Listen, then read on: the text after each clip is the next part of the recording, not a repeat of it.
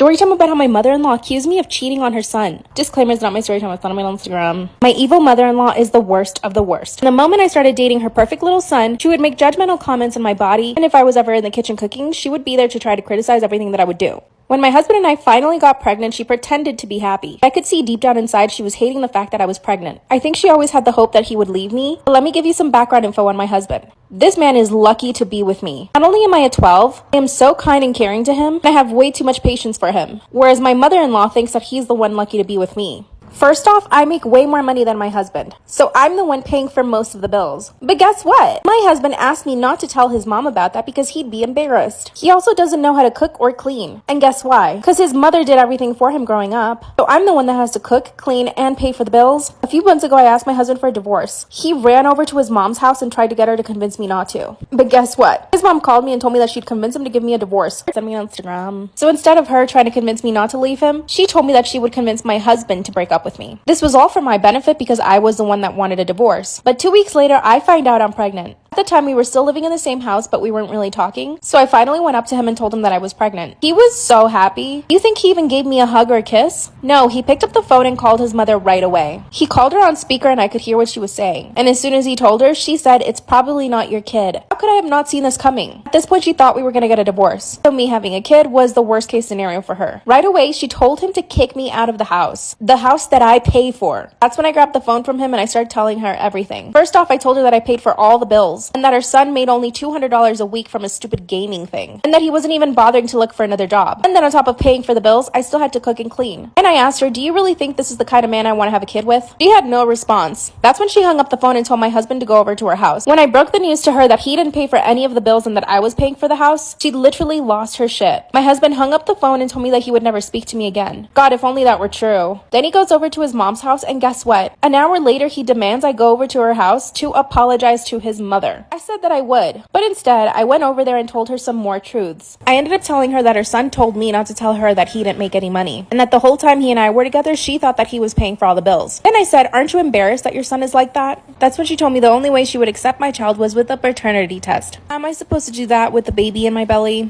Finally, the baby was born and I was able to prove that it was his son. My husband wants us to stay together, but his mom keeps criticizing me. Every time she sees the kid, she says it doesn't look like my husband, even though I already proved that it was his. I think that I should get a divorce. I'm afraid my mother-in-law might do something to the baby. My husband thinks I'm just overreacting. What should I do?